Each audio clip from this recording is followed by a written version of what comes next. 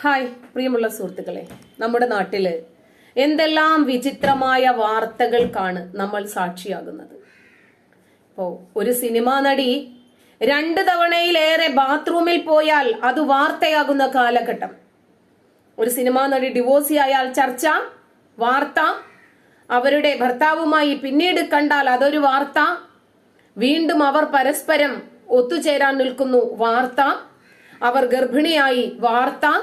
Cinema നടി വോട്ടിടാൻ പോയി, വാർത്ത.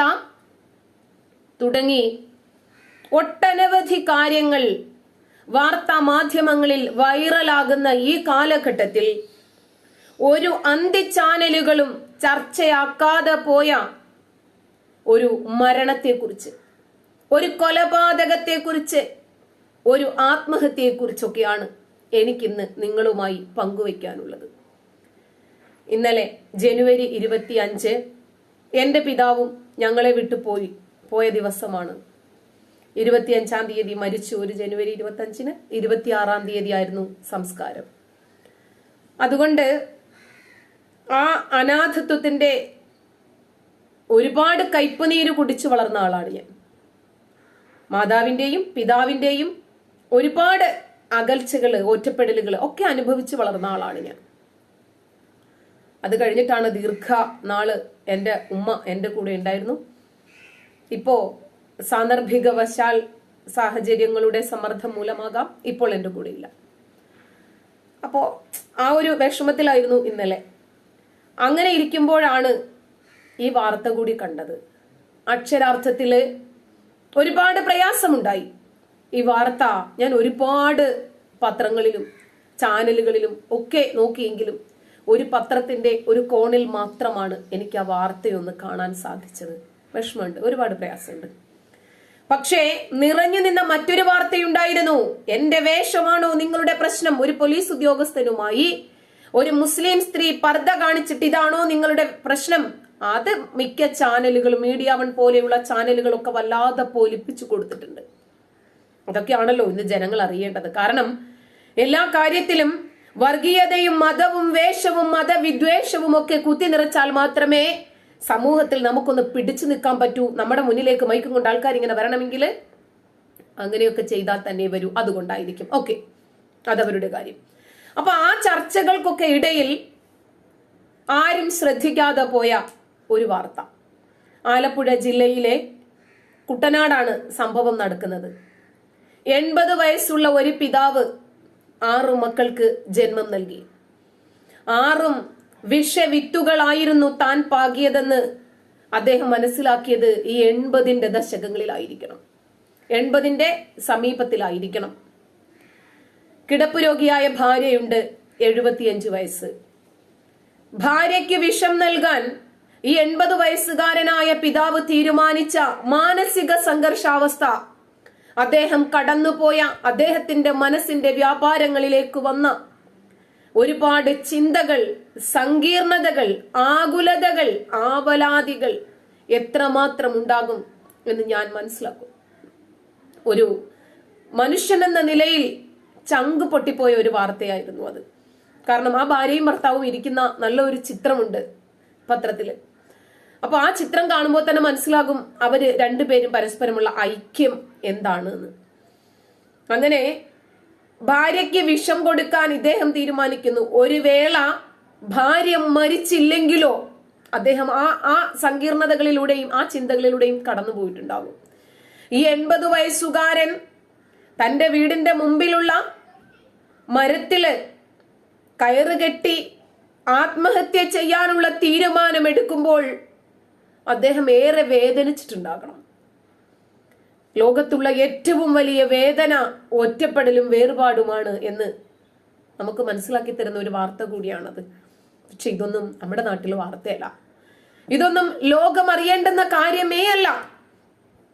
എന്നാലും എത്ര പേര് കാണുമെന്ന് എനിക്ക് അറിയില്ല. പക്ഷേ എന്റെ എതിർപ്പ്, ഈ വിഷയത്തിലുള്ള എന്റെ അഭിപ്രായം എനിക്ക് നിങ്ങളെ അറിയിക്കണം എന്ന് തോന്നിയത് കൊണ്ടാണ് ഞാൻ ഈ വാർത്ത ചെയ്യുന്നത്. 6 മക്കൾക്ക് ജന്മം നൽകി, വളർത്തി വലുതാക്കിയിട്ടുണ്ടാകും, വിദ്യാഭ്യാസം നൽകിയിട്ടുണ്ടാകും, അവരെയൊക്കെ വിവാഹം കഴിച്ചയച്ചിട്ടുണ്ടാകും. അപ്പൊ കിടപ്പ് രോഗിയായ ഭാര്യയെ നോക്കിയിരുന്നത് ഇദ്ദേഹം തന്നെയാണ്. അപ്പൊ അവരുടെ മലമൂത്ര വിസർജനങ്ങളും മറ്റുമൊക്കെ നോക്കി ഇദ്ദേഹവും ഏതാണ്ട് ആരോഗ്യവും ഇല്ലല്ലോ.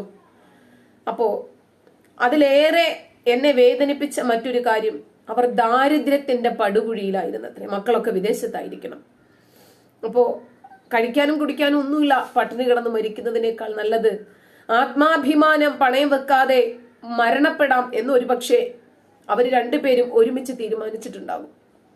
ഇദ്ദേഹം ഉരുട്ടിക്കൊടുത്ത വിഷം എന്ത് സന്തോഷത്തോടു കൂടി ആയിരിക്കണം ആ ഭാര്യ, ആ അമ്മ കഴിച്ചിരിക്കുക എന്ന് ഞാൻ ചിന്തിക്കുന്നു, ഞാൻ ആലോചിക്കുന്നു. ഭാര്യയ്ക്ക് വിഷം നൽകി ഈ 80 വയസ്സുള്ള പിതാവ് മരത്തിൽ കെട്ടിത്തൂങ്ങുമ്പോൾ അദ്ദേഹം മരിച്ചതിന് ശേഷമാണ് ഭാര്യ മരിക്കുന്നത്. അപ്പോ 6 മക്കളും 6 മരുമക്കളും ഉണ്ട്. ക്ഷമിക്കണം. അപ്പൊ ഇവരെ കൊണ്ട് മക്കളെ കണ്ടും മാമ്പൂവ് കണ്ടും കൊതിക്കാൻ പാടില്ല എന്ന് പറയുമല്ലോ.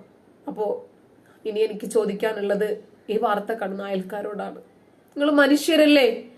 നിങ്ങൾ മനുഷ്യരല്ലേ? ആ കിടപ്പ് രോഗിയായ അമ്മയും 80 വയസ്സുകാരനും നിങ്ങൾ പള്ളി പോയപ്പോഴാണോ അവരുടെ മരിച്ചു കിടക്കുന്നത് കണ്ടത്? നല്ല അയൽക്കാരാണല്ലോ നിങ്ങള്, നല്ല മനുഷ്യരാണല്ലോ നിങ്ങള്. മക്കളെ കുറ്റപ്പെടുത്തുമ്പോൾ നമുക്ക് ദൂരെയുള്ള നമ്മുടെ ബന്ധുക്കളൊക്കെ എത്തുന്നതിന് മുമ്പ് നമുക്കൊരു ബുദ്ധിമുട്ട് വന്നാൽ എത്തേണ്ടത് നമ്മുടെ അയൽക്കാർ തന്നെയാണ്.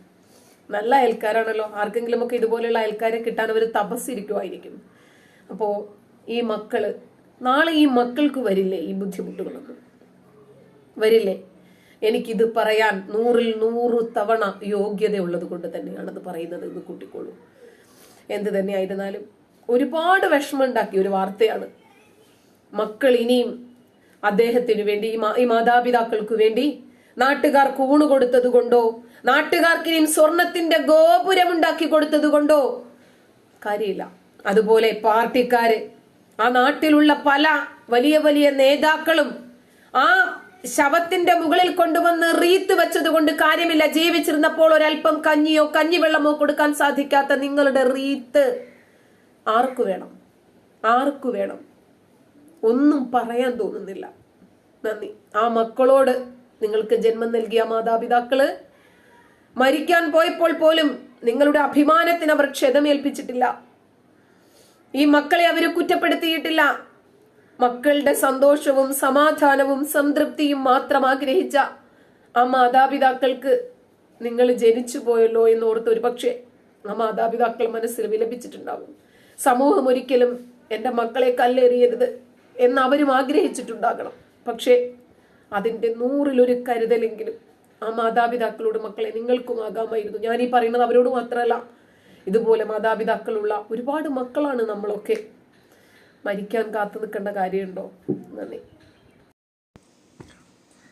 കിടപ്പുരോഗിയായ ഭാര്യയ്ക്ക് വിഷം നൽകി ഭർത്താവ് തൂങ്ങി മരിച്ചു. പിന്നാലെ ഭാര്യയും മരിച്ചു.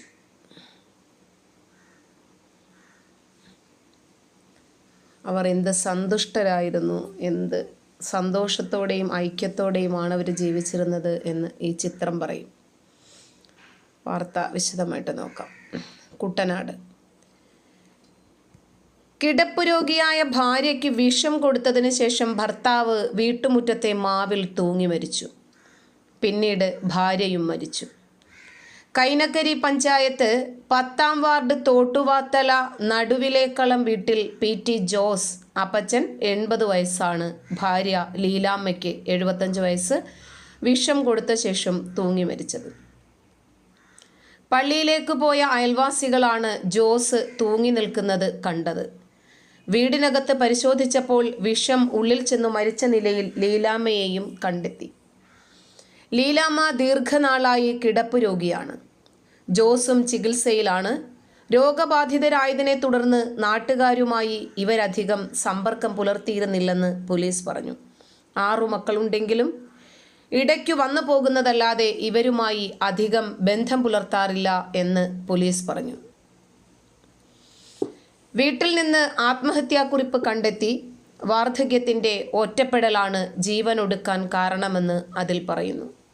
സാമ്പത്തികമായും ഇവർ ബുദ്ധിമുട്ടിയിരുന്നതായി അയൽവാസികൾ പറഞ്ഞു. നെടുമുടി പോലീസ് മേൽ നടപടി സ്വീകരിച്ചു. മൃതദേഹങ്ങൾ പോസ്റ്റ്മോർട്ടത്തിനായി ആലപ്പുഴ മെഡിക്കൽ കോളേജ് ആശുപത്രിയിലേക്കു മാറ്റി. മക്കൾ ജെസൺ, ജാൻസി, ജോസി, ജിനു, ബെൻസൺ, ജയക്കുട്ടി. മരുമക്കൾ അപ്പം 6 മക്കൾ. മരുമക്കൾ റോയി, ജിമ്മിച്ചൻ, രാജേഷ്, ജോഷി, സീന, ബെന്നി. സംസ്കാരം തിങ്കളാഴ്ച 3-ന് തോട്ടുവാത്തല തിരുഹൃദയ ദൈവാലയ സെമിത്തേരിയിൽ.